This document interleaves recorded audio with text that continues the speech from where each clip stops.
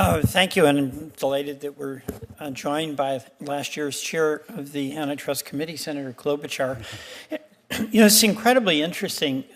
What you were just saying, Mr. Van Lex, is that the breakups actually can be beneficial to the shareholders as well as to innovation.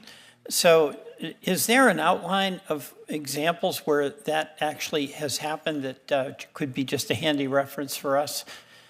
You go back to Standard Oil. I mean, they're still doing okay, right? Yeah. You've probably heard of Exxon and many of the other companies that resulted from that breakup. Yeah, and they've not only grown tremendously.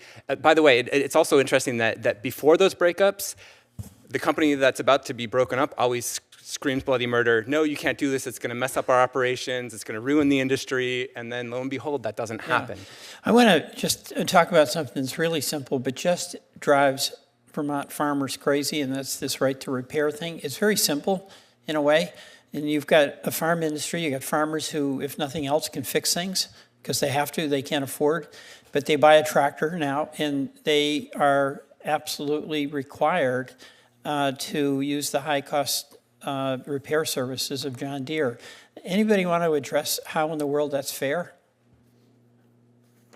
Ms. Harper, you want to give me your take on that and how we could address that? Yeah, well, it's not fair, to the short of it. And even though it's a different market area, I think a lot of the principles are relevant for this discussion of big tech. And the fact that there is litigation to address that and that FTC is looking into it is exactly like you said, one of the reasons why we need to make sure we have strong commissioners. But well, it's like big tech in the sense that they have a dominant place. You buy your tractor, you know you're going to have to get repairs.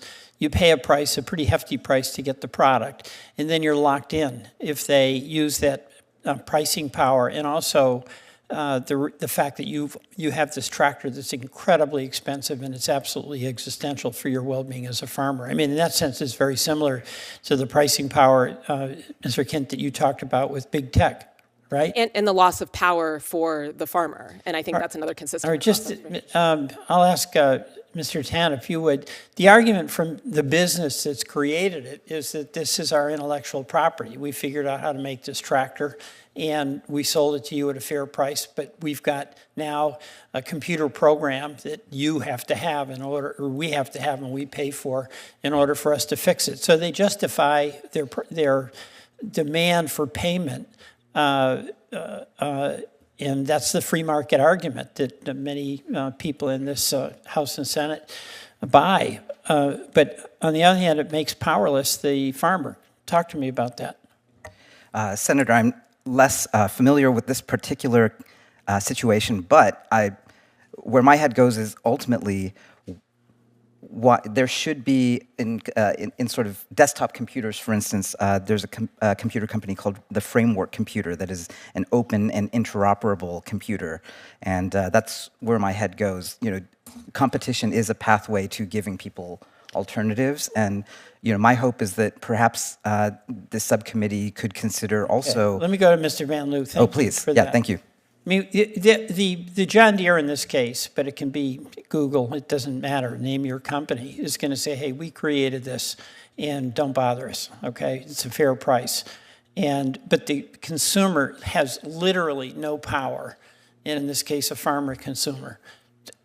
What's the justification for saying there should be a right to repair and John Deere can't charge a person who fixes their own tractor? The justification is simply that if the company can prevent you from going to alternatives for repairing that tractor or alternatives for follow-up services, that there's then a monopoly on the services.